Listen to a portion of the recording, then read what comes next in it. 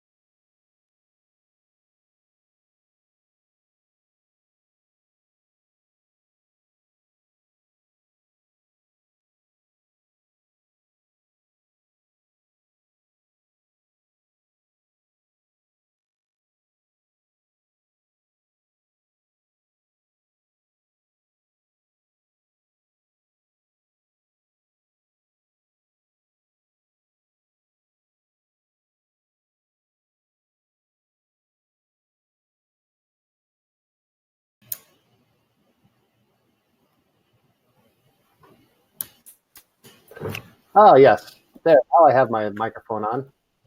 Thank you very much. Hi, Leanne. Hi, I had to turn my mic and camera on as well. Thank you. Yes, indeed. To do telerespiratory care, we have to have a video and an audio connection. So there we go.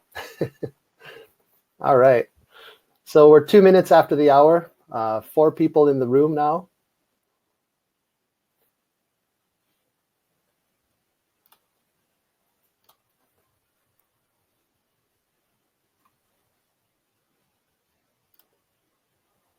All right. Well, let's go ahead and start this. Hello to those joining live, and also hello to those who are watching the recording. So we are glad to be here in the rtNOW bullpen. So we encourage the live group to use the chat feature on the right-hand side of your panel, and we will do the best to respond to chat comments there. I want to especially welcome parts of the rtNOW team who are international. We have Justin, our Chief Communications Officer, and he's near Mexico City joining us.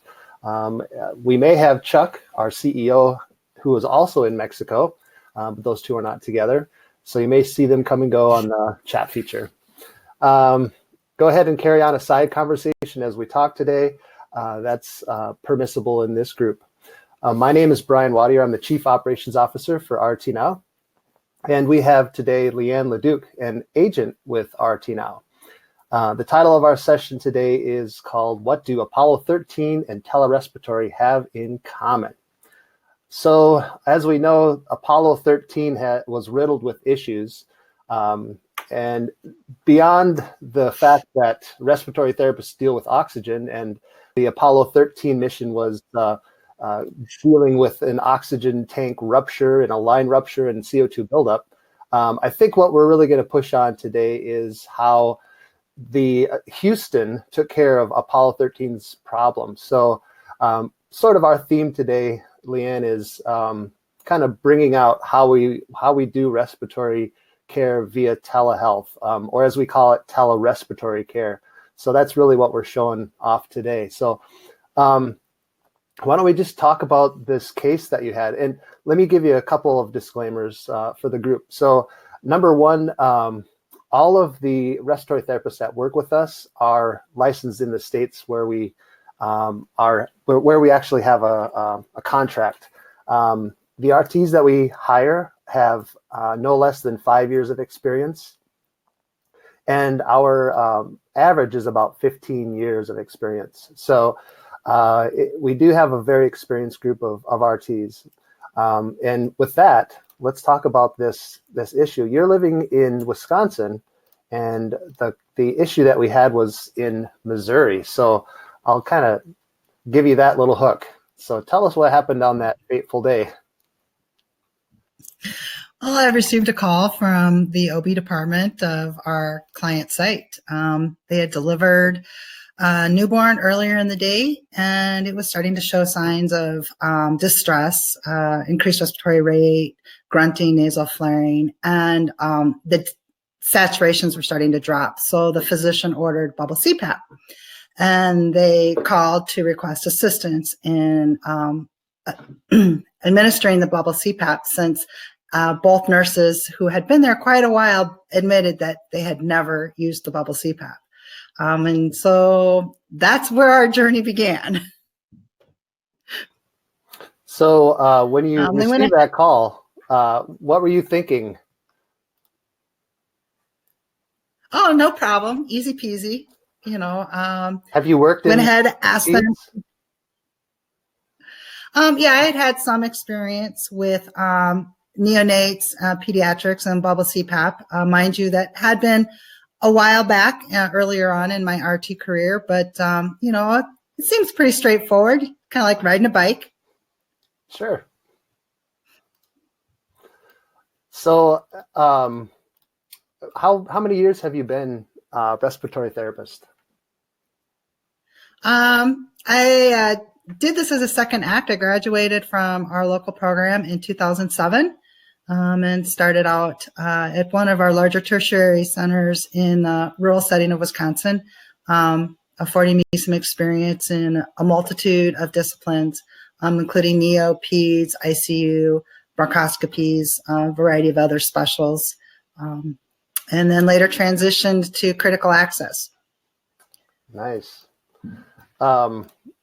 So what would you say, how much do you bring to the respiratory telehealth calls from your past experience? With working critical access, anybody who's familiar with the rural setting and critical access, there's very limited resources. So even though we weren't on call per se, we took calls at all hours of the nights from our staff. And the greatest benefit of being involved with rtNOW is I do get a visual now because of our video chat link.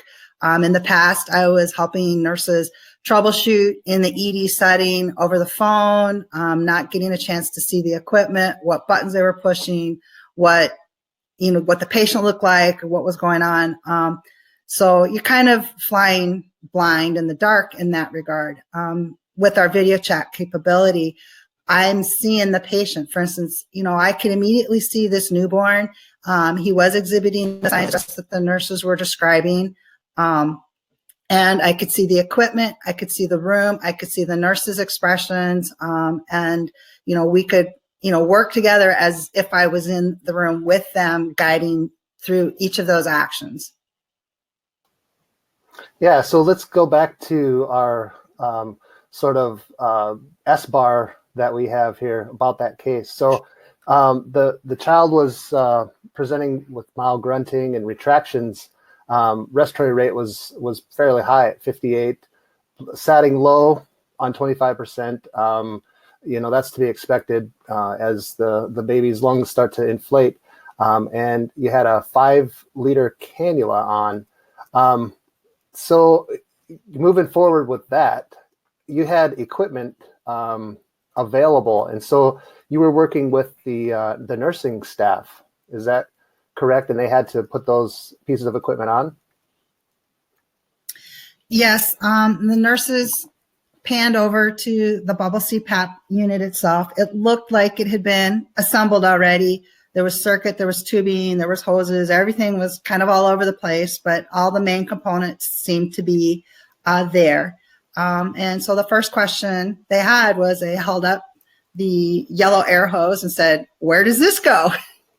And so we scanned the room and saw that there was an appropriate wall outlet for both air and oxygen. And so I instructed them to hook it up to the air outlet. Unfortunately, they did not have the appropriate connector on the end of the hose to go into either directly into the wall outlet, or the flow meter itself had a T, and it wouldn't screw onto that either. So from there, they were struggling, trying to find something within the room with the other hoses that would be compatible.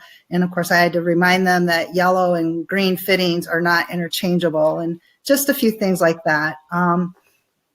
To be honest, as stressed as they were working as calmly and as efficiently as they could. And at that point, I couldn't like reach out and grab or do anything myself. So my main role at that point was just to kind of coach them and, you know, keep an eye on the baby, confirm that the baby at this point crying quite vigorously was appearing to be fine. And we would just kind of work through each situation. Yeah. They did end up having maintenance come in and locate the appropriate connection for them. And that probably took a good 30 minutes. What was the total length of that call? The total length of the call was about 2 hours from start to finish. You know, just getting the hoses connected was first of many missteps, much like our Apollo 13 analogy. As soon as we completed one challenge, took a deep breath, went to the next step, we found that the cannula they had hanging with the bubble CPAP was not compatible with the bubble CPAP circuit. Fortunately, they did have RAM cannulas on site, and we selected the size, we got it on the baby, and they were able to hook up the circuit. However, the baby started to fail. Like, okay. So, you know, we've got 2 hurdles, now we have a third. So then, you know, we took the circuit off, got the baby back on the oxygen flow, and tried to troubleshoot the bubble CPAP. Unfortunately, even scanning the circuit, seeing how things were connected and hooked up, flow meters are on. We're not detecting any flow. There's no bubbling coming out of the expiratory site. I just kind of said, hey guys, we're going to have to go to plan B. And they're like, plan B? Yeah. So at that point, even though the baby was doing quasi okay on that half-liter oxygen flow, what I really felt necessary with that RAM cannula was to give it more flow with some FiO2 titration. So I asked them about using the blender that was actually on the infant warmer. Well, for some reason, that wasn't hooked up. We got that hooked up as I coached them along. Finally got the baby on a couple liters at about 30%. Baby started to relax, was looking pretty good. The nurses were starting to relax. And we all kind of went, whew. It was a very intense couple hours as, you know, we constantly ran into these little hiccups. For instance, the RAM cannula is on the baby, but how do you hook it up to a regular flow meter? Because anybody that's familiar with those connections, they're a little off. And I asked them if they had the adapter in their RAM bag, and they said, what, this funny green thing? Yep, sure enough. So it was a learning process for everybody. And I hope that they go forward a little more confident and comfortable knowing that they have options. And I most definitely came away from that thinking, oh, I hope this baby's going to be okay. Instructed them, you know, that the air we're giving them was cold and dry. Make sure he stayed warm. Keep an eye on him.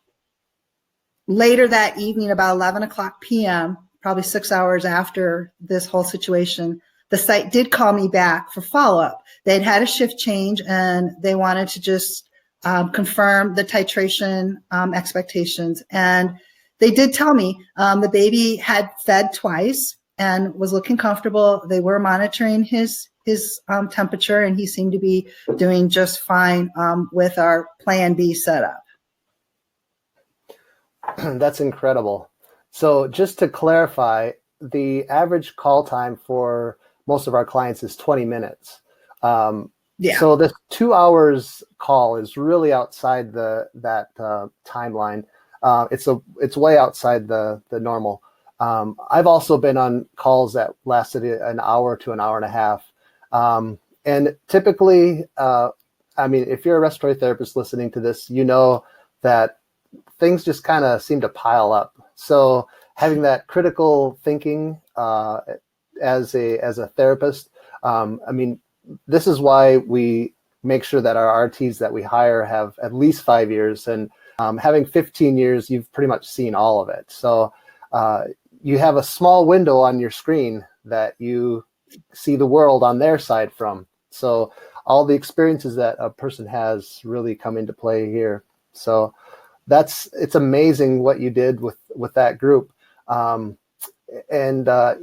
you probably had to not call the equipment by the specific name that we all know it by, but what's that green doohickey over there? Okay, so there's a lot of communication issues that can pop up. I think with the video system that we have, we can definitely advance that so that we can see what they're talking about. So that's pretty incredible. It sounds like it was a win-win for everyone.